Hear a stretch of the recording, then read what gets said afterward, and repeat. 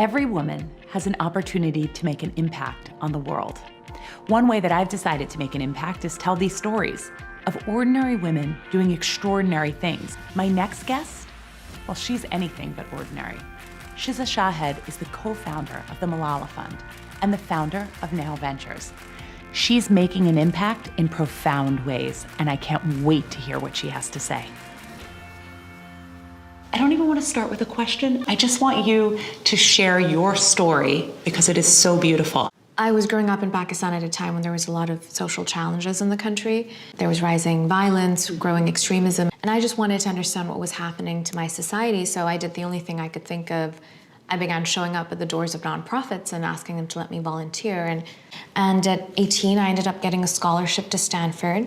And as I moved to California, particularly to Silicon Valley, my perspective on the world shifted, and I was exposed to entrepreneurship and technology. And it was the first time that I started to think about scalability. And was there a way to take what was happening in a place like Silicon Valley and apply that to solve the challenges in places like my communities in Pakistan? And one of the things I did was create a secret summer camp to help schoolgirls from the Swat Valley share their stories and advocate for peace in their communities. And one of those schoolgirls was, at the time, a little girl named Malala. She was 12 years old. And she was shot by the Taliban. And when she was shot, I had graduated from Stanford. I had started working at McKinsey, and I was very upset by what had happened. And so I ended up leaving my career at McKinsey to co-found with her an organization called the Malala Fund, and led that organization. And then after that, was with her as she became the youngest Nobel Peace Prize winner. Yes. So that was probably one of the most inspiring journeys of my life. And since then, I have been investing in mission-driven startups. I launched an angel fund to do that, and I've been spending a lot of time kind of sharing the stories of the companies I've been investing in and the work that I've been doing. What do you say to a young woman who's starting out in the world who wants to do good in her career? How does she go about doing that? I think it's so important that young people think about that aspect of their lives. Start where you are. If you're working in a company today and you feel like this work isn't entirely meaningful, you can find avenues of meaning.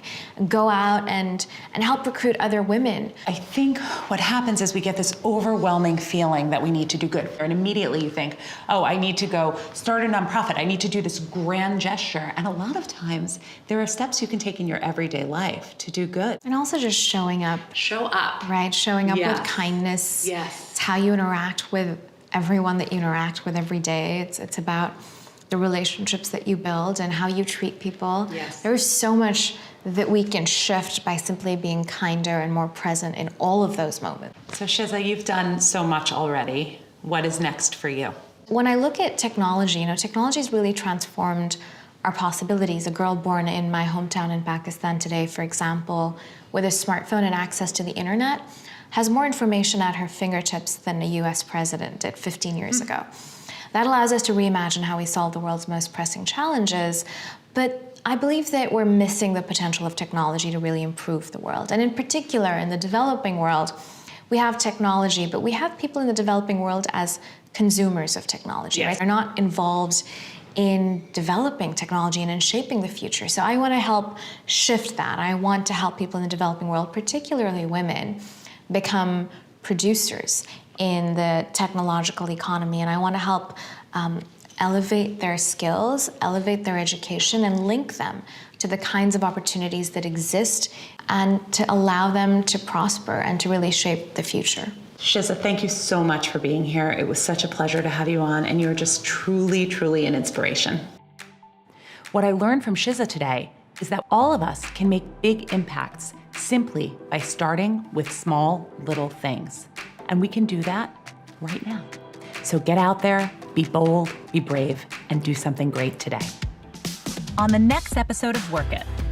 There's still such a need for people to experience these big, large stories